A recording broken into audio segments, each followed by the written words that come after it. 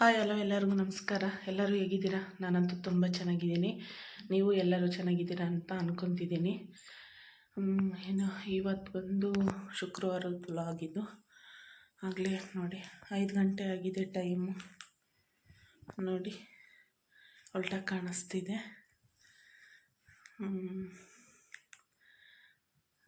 4:57 ಆಗಿದೆ. ಈಗ ಎದ್ದಿದ್ದೀವಿ. ಅಂದರೆ ಇವತ್ತು ತಾತ ಅವರು ಊರಿಗೆ ಹೋಗ್ತಾರೆ, ಅಜ್ಜಿಯವರು ಅಂತ ಹೇಳಿದ್ನಲ್ವ. ಹೂವು ಬಿಡ್ಸೋಕ್ಕೆ ಹೋಗಬೇಕು. ಮತ್ತು ಬರೋಷ್ಟೊತ್ತಿಗೆ 8 ಗಂಟೆ ಆಗುತ್ತಲ್ವ. ಮತ್ತು ಅಡುಗೆ ಮಾಡೋಕ್ಕೆ ಲೇಟಾಗಿ ಬಿಡುತ್ತೆ.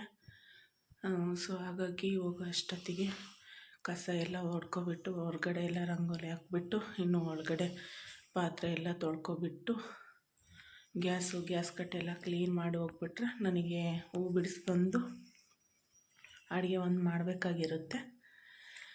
ಇನ್ನು ಬಂದು ಅಡುಗೆ ಮಾಡ್ಕೊಳ್ಳೋಕ್ಕೆ ನನಗೆ ಈಸಿ ಆಗುತ್ತೆ. ಸೊ ಹಾಗಾಗಿ ಒಂದು ಸ್ವಲ್ಪ ಬೇಗನೆ ಎದ್ವಿ. ಆಗಲೇ ನಮ್ಮ ಹಸ್ಬೆಂಡು ಎದ್ದಿದ್ದಾರೆ, ಹೋದರು. ಇನ್ನು ನನ್ನ ಮಕ್ಕಳು ಮಲ್ಕೊಂಡಿದ್ದಾರೆ ನೋಡಿ. ಹೋಗಬೇಕು, ಹೋಗಿ ಕೆಲಸ ಮಾಡಬೇಕು. ಇನ್ನು ಅಜ್ಜಿ ಆಗಲೇ ರೆಡಿ ಆಗಿದ್ದಾರೆ. ಅವರು 6:30 ಬಸ್ಸಿಗೆ ಹೋಗ್ತಾರೆ. ಅವರು ಆಗಲೇ ರೆಡಿಯಾಗಿದ್ದಾರೆ. ಅಂದರೆ ಆಟೋ ಮಾಡ್ತೀವಿ, ಆಟೋ ಅದರಲ್ಲಿ ಹೋಗ್ತಾರೆ. ಆಟೋ ನಮ್ಮ ಮೈದಾನೆ ಅವನು ಆಟ ಹೊಡೆಯೋದು. ಅವ್ನು ಕರ್ಕೊಂಡೋಗಿ ಬಸ್ ಹತ್ತಿಸ್ತಾನೆ. ಇನ್ನು ಅವರು ಹೋಗ್ತಾರೆ. ಇನ್ನು ನಾವು ನಮ್ಮ ಕೆಲಸ ನೋಡ್ಕೋಬೇಕು.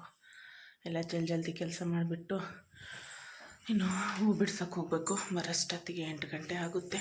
ಬಂದು ಅಡುಗೆ ಒಂದು ಮಾಡ್ಕೋಬೇಕಾಗುತ್ತೆ. ಮತ್ತು ಫ್ರೆಂಡ್ಸ್ ಸಿಗ್ತೀನಿ ಆಮೇಲೆ. ಸ್ವಲ್ಪ ಕೆಲಸ ಭಾಳ ಇದೆ. ಬಾಯ್, ಆಮೇಲೆ ಸಿಗ್ತೀನಿ. ಎಲ್ಲೂ ಹೋಗ್ಬೇಡ್ರಿ, ಇಲ್ಲೇ ಇದ್ವಿ. ಇನ್ನು ಫಸ್ಟ್ ಹೊರಗಡೆ ಎಲ್ಲ ಕೆಲಸ ಮುಗಿಸ್ಕೊಬಿಡೋಣ ಅಂತ ಹೊರಗಡೆ ಬಂದೆ.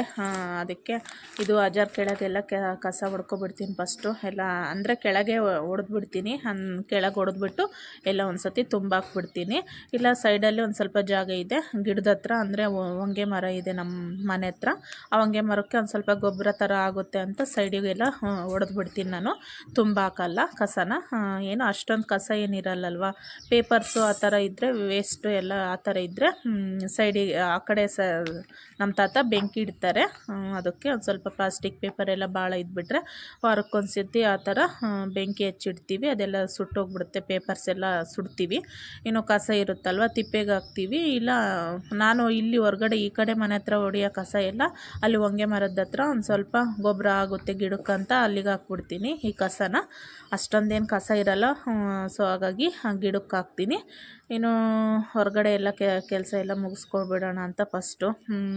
ಗೊತ್ತಲ್ವ ಹೊರಗಡೆ ಕಸ ಹೊಡೆಯೋದು ಎಲ್ಲ, ನೀರು ಹಾಕ್ಬಿಟ್ಟು ರಂಗೋಲಿ ಎಲ್ಲ ತುಂಬ ಭಾಳ ಕೆಲಸ ಇದೆ. ಸೊ ಹಾಗಾಗಿ ಇನ್ನು ಅಜ್ಜಿ ಬಂದು ಟವಲ್ಸ್ ಹೊರಗಡೆ ನಿನ್ನೆನೇ ನಮ್ಮ ಹಸ್ಬೆಂಡು ಟವಲ್ಸ್ ತಂದಿದ್ರಲ್ವ. ಸೊ ಅದು ಅಲ್ಲೇ ಬಾತ್ರೂಮ್ ಮೇಲೆ ಒಂದು ಸ್ವಲ್ಪ ಜಾಗ ಇದೆ, ಅಲ್ಲಿ ಇಟ್ಟಿದ್ವಿ. ಅಜ್ಜಿನೂ ಬ್ಯಾಗ್ ಒಳಗಡೆ ಇಡಮ್ಮ ಮತ್ತೆ ಮರ್ತು ಬಿಡ್ತೀನಿ ಅಂತ ಹಾಕಿ ಇಟ್ಕೊಂಡ್ಲು. ಇಟ್ಟೆ ಟವಲ್ ಇಟ್ಬಿಟ್ಟು ಇನ್ನು ಅಮ್ಮ ಏನೋ ಹೇಳಿದ್ರು ಕಳಿಸು ಅಂತ, ಅದನ್ನು ರಾತ್ರಿಯೇ ತಂದಿದ್ದೆ. ತಂದುಬಿಟ್ಟು ಅದ್ರ ಬ್ಯಾಗ್ ಒಳಗಡೆ ಇಟ್ಟೆ.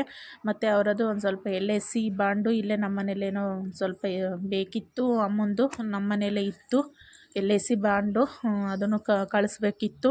ಹಂಗೆ ಅದು ಎಲ್ಲ ಇಟ್ಬಿಟ್ಟೆ. ಮತ್ತು ಮರ್ತು ಬಿಡ್ತೀನಿ ಅರ್ಜೆಂಟಿಗೆ. ಏನೇನೋ ತಲೆಗೆ 106 ಇರ್ತಾವಲ್ವ ನಮ್ಮ ತಲೆಯಲ್ಲಿ, ಮತ್ತು ಮರಿತೀನಿ ಅಂತ ಅವೆಲ್ಲ ಬ್ಯಾಗ್ ಒಳಗಡೆ ಇಟ್ಟು ಫಸ್ಟು. ಆಮೇಲೆ ಅಜ್ಜಿ ಎಲ್ಲ ಬ್ಯಾಗು ಕ್ಲೀನಾಗಿ ಏನೇನು ಅಂತ ಇಟ್ಕೊಂಡು ಇನ್ನು ಆಟೋದಲ್ಲಿ ಇಟ್ಟು ಬಂದಳು. ನಮ್ಮ ಪ್ರತಾಪ ಅವನೇ ನಮ್ಮ ಮೈದನ, ಅವನದೇ ಆಟ. ನಮ್ಮ ತಾತ ಎಬ್ಬರಿಸಿ ಬಂದಿದ್ದ, ಅವನು ಮುಖ ತೊಳ್ಕೊಂಡು ಬಂದ. ಇನ್ನು ಆಗಲೇ ಟೀ ಮಾಡಿದ್ವಲ್ಲ ಆಲ್ರೆಡಿ, ಹಾಗಾಗಿ ಒಂದು ಸ್ವಲ್ಪ ಟೀ ಕೊಡೋಕ್ಕ ಅಂತ ಕೇಳ್ದ. ಇನ್ನು ಅವನಿಗೂ ಟೀ ಕೊಟ್ಟೆ. ಅವನು ಟೀ ಕುಡಿದು ಇನ್ನೇನು ಹೊರಟ್ರು ಅವರು. ಅಜ್ಜಿ ಆಗ ನೋಡಿ ಬ್ಯಾಗ್ ತಗೊಂಡು ಹೋಗ್ತಿದ್ದಾರೆ. ಆ ಕಡೆ ಮನೆಯೂ ನಮ್ಮದೇ, ಆ ಕಡೆ ಮನೆ ಹತ್ರ ಆಟ ನಿಲ್ಲಿಸಿದ್ದಾನೆ. ಇನ್ನು ಈ ಕಡೆ ಒಂದು ಸ್ವಲ್ಪ ಕಸ ಹೊಡಿಬೇಕಿತ್ತಲ್ವ, ಅಲ್ಲಿ ನಿಲ್ಲಿಸಪ್ಪ ಅಂದೆ. ಇನ್ನು ಅಲ್ಲಿ ನಿಲ್ಲಿಸಿದ. ಇನ್ನು ಅವ್ರು ಹೋದ್ಮೇಲೆ ಕಸ ಹೊಡಿಬಾರ್ದಲ್ವ. ಎಲ್ಲನ ಈ ಥರ ದೂರದ ಪ್ರಯಾಣ ಹೋಗ್ಬೇಕಾದ್ರೆ ದೂರದ ಪ್ರಯಾಣನ ಆಗಲಿ ಎಲ್ಗನ ಆಗಲಿ ಚಿಕ್ಕ ಪುಟ್ಟ ವಿಷಯಕ್ಕೆ ಮನೆಯಲ್ಲಿ ಯಾರನ್ನ ಹೊರಟು ಹೋದರೆ ಆಮೇಲೆ ಕಸ ಹೊಡಿಬಾರ್ದು ಅಂತ ಹೇಳ್ತಾರೆ. ಸೊ ಹಾಗಾಗಿ ನಾನು ಮುಂಚೆನೇ ಬೇಗ ಅದಕ್ಕೆ ಹೊಡ್ಕೊಬಿಟ್ಟೆ. ಕಸ ಎಲ್ಲ ಹೊಡೆದು ಇನ್ನು ನೀರೊಂದು ಹಾಕಬೇಕಿತ್ತು, ನೀರು ಹಾಕಿರಲಿಲ್ಲ. ಯಾಕಂದರೆ ಅವರು 5 ಬಸ್ 6 ಗಂಟೆಗೆ ಬಿಡುತ್ತಂತೆ. ಇಲ್ಲಿ ಅವರು 5:15ಗೆ ಹೋದರು ಕರೆಕ್ಟಾಗಿ. ಒಂದು 15 ನಿಮಿಷ 20 ನಿಮಿಷ ಆಗುತ್ತೆ ದುರ್ಗಕ್ಕೆ ಹೋಗೋ ಅಷ್ಟೊತ್ತಿಗೆ. ಆಗಲಿ ಅಲ್ಲಿ ಟೈಮ್ ಆದಮೇಲೆ ತೀರ ಒಂದು 10 ನಿಮಿಷ ಮುಂಚೆ ಹೋದರೆ ನಮ್ಮದೇನು ಕಳ್ಕೊಳಂಗೂ ಇಲ್ಲ ಹೋಗಂಗೂ ಇಲ್ಲ ಅಲ್ವಾ. ಸೊ ಹಾಗಾಗಿ ಮತ್ತೆ ಬಸ್ ಮಿಸ್ ಆಗಿಬಿಟ್ರೆ ಮತ್ತೆ 9 ಗಂಟೆ ತನಕ ಬಸ್ ಇರಲ್ಲ. ಸೊ ಹಾಗಾಗಿ ಮುಂಚೆನೇ ಹೋಗ್ಬಿಟ್ರು, ಯಾಕಂದರೆ ಅದು ಬಸ್ಸು ಡೈರೆಕ್ಟಾಗಿ ನಮ್ಮ ಊರಿಗೆ ಹೋಗ್ಬಿಡುತ್ತೆ. ಹಾಗಾಗಿ ಅಷ್ಟು ಅರ್ಜೆಂಟಾಗಿ ಹೋಗ್ಬೇಕಾಯ್ತು. ಇನ್ನು ಅವರು ಹೋದರು, ನಾನು ನೀರು ಹಾಕ್ಬಿಟ್ಟು ಇನ್ನು ಹೂವೆಲ್ಲ ಮುಡಿಸಿ ತುಳಸಿ ಗಿಡಕ್ಕೂ ಬಾಗಿಲಿಗೂ ಹೂವು ಮುಡಿಸಿ ಇನ್ನು ಒಳಗಡೆ ಬಂದೆ. ನೋಡಿ ನಮ್ಮ ಅಡುಗೆ ರೂಮ್ ಎಷ್ಟು ಗಲೀಜಾಗಿದೆ ಅಂತ ನೋಡಿ. ರಾತ್ರಿ ಒಂದು ಸ್ವಲ್ಪ ಪಾತ್ರೆ ತೊಳೆದಿರಲಿಲ್ಲ, ಹಾಗಾಗಿ ಎಷ್ಟು ಪಾತ್ರೆ ಇದ್ದವು ನೋಡಿ, ಎಷ್ಟು ಪಾತ್ರೆ ಇದ್ದಾವೆ. ಇನ್ನು ವೀಡಿಯೋ ಲೆಂತ್ ಆಗಿಬಿಡುತ್ತೆ ಅಂತ ನಾನು ಎಲ್ಲ ವೀಡಿಯೋ ಅಪ್ಲೋಡ್ ಮಾಡಲಿಲ್ಲ, ಶಾರ್ಟಾಗೆ ಈ ಥರ ಅಪ್ಲೋಡ್ ಮಾಡ್ತಿದ್ದೀನಿ. ನೋಡಿ ಯಾವ ಥರ ಇದೆ ಅಂತ.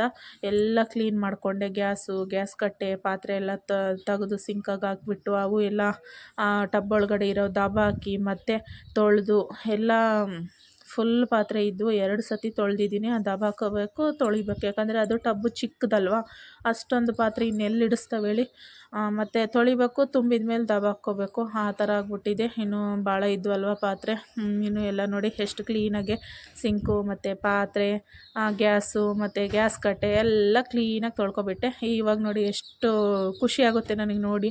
ನನಗೆ ಆ ಥರ ಮೆಸ್ಸಿಯಾಗಿ ಇದ್ಬಿಟ್ರೆ ನನಗೆ ನೋಡೋದಾಗಲ್ಲ, ಒಂಥರ ಏನೋ ಗಾಬರಿ ಆಗಿಬಿಡುತ್ತೆ ನನಗೆ.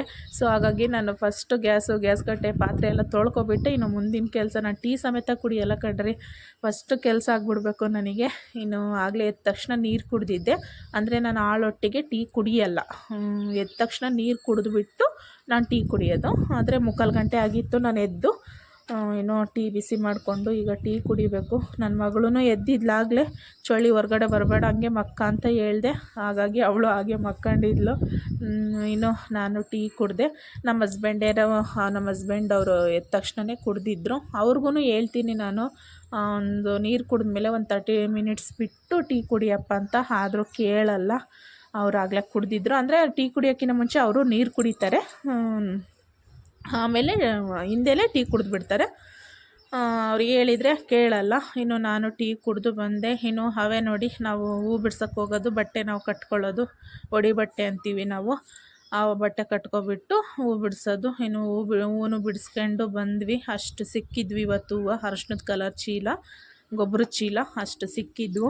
ಇನ್ನು ನಮ್ಮ ಹಸ್ಬೆಂಡೂ ಊಟ ಮಾಡಿ ಹೊರಟ್ರು ಮಾರ್ಕೆಟಿಗೆ. ಅಂದರೆ ಅವೆಲ್ಲ ಹೂವು ನಮ್ಮವ ಅನ್ಕೋಬೇಡಿ, ಇದು 5 ಜನದ ಹೂವು. ಒಟ್ಟು ನಾವು 5 ಜನ ತಗೊಂಡೋಗೋದು ಹೂವು.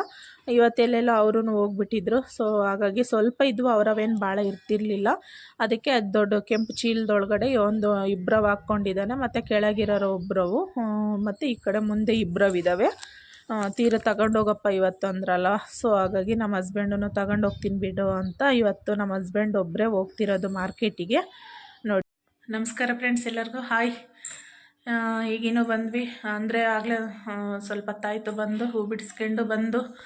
ಇನ್ನು ನಮ್ಮ ಹಸ್ಬೆಂಡೂ ಮಾರ್ಕೆಟ್ಗೆ ಹೋದ್ರು ಹೂ ತೊಗೊಂಡು. ಇನ್ನು ನಾನು ಬಂದು ಹುಡುಗರಿಗೆ ಪುಳಿಯೋಗರೆ ಮಾಡಿದ್ದೆ ತಿಂಡಿ. ಪುಳಿಯೋಗರೆ ಮಾಡಿ ಇನ್ನು ಸ್ಕೂಲಿಗೂ ಹೊರಟ್ಲು ಸಾನು, ಊಟ ಮಾಡಿ ಅವಳು ರೆಡಿಯಾಗಿ ಹೊರಟ್ಲು. ಇನ್ನು ನಮ್ಮ ಹಸ್ಬೆಂಡ್ ಅವರೂ ಹೂ ತಗೊಂಡು ಹೋದರು. ಇನ್ನು ನಾನು ಮುಖ ತೊಳ್ಕೊಬೇಕು, ಇನ್ನು ಮುಖನೂ ತೊಳೆದಿಲ್ಲ. ಮುಖ ತೊಳ್ಕೊಬಿಟ್ಟು ಇನ್ನು ಊಟ ಮಾಡಬೇಕು. ಟೈಮ್ ಆಗಿದೆ, ಆಗಲೇ 9:30 ಆಗಿದೆ. ಊಟ ಮಾಡಿಬಿಟ್ಟು ನೀರೊಳಗಡೆ ಕೈ ಇಡೋದಾಗದು ಕಂಡ್ರೆ ಅಷ್ಟು ಚಳಿ ಇದೆ. ಯಾವ ರೀತಿ ಇದೆ ಅಪ್ಪ ಅಂತಂದರೆ ಇನ್ನು ಹೇಳೋಕ್ಕಾಗಲ್ಲ, ಆ ರೀತಿ ಚಳಿ ಇದೆ ಇವತ್ತು. ನಮ್ಮೂರಲ್ಲೇ ಈ ಥರ, ಇನ್ನು ಬೇರೆ ಕಡೆ ಇದೇ ಥರ ಇದೆ ಅಂತ ಗೊತ್ತಿಲ್ಲ. ಕಮೆಂಟ್ ಮಾಡಿ, ನಿಮ್ಮೂರಲ್ಲೂ ಹೀಗೇನಾ ಇವತ್ತು ಅಂತ. ಫುಲ್ಲು ಮಾಡ ಮುಚ್ಕೊಬಿಟ್ಟಿದೆ, ಬಿಸಿಲೇ ಕಾದಿಲ್ಲ. ಚಳಿ ಇದ್ದರೆ ಬಿಸಿಲು ಕಾದರೆ ಗೊತ್ತಾಗಲ್ಲ ಅಷ್ಟೊಂದು ಚಳಿ. ಬಿಸಿಲೇ ಕಾಯೋಂಗಿಲ್ಲ, ಬಿಸಿಲು ಹೊಡೆಯೋಂಗಿಲ್ಲ, ಅದಕ್ಕೆ ಫುಲ್ ಚಳಿ. ಇನ್ನು ನೀರಕ್ಕೆ ಕೈ ಇಡೋಕ್ಕಾಗದು ಅಷ್ಟು ತಣ್ಣಗಿದೆ ನಾನೇ ಹಾಗೆ ಬಂಡಾಟಕ್ಕೆ ಪಾತ್ರೆ ಎಲ್ಲ ತೊಳೆದಿದ್ದೆ ಬೆಳಿಗ್ಗೆನೇ. ಕೈಯೆಲ್ಲ ಒಂಥರ ಆಗಿಬಿಟ್ಟಿದ್ದಾವೆ. ಸ್ವಲ್ಪ ಹೊತ್ತು ಬಿಸಿಲು ಕೂತ್ಕೊಳ್ಳೋಣ ಅಂದರೆ ಬಿಸಿಲೂ ಬರೋಂಗಿಲ್ಲ.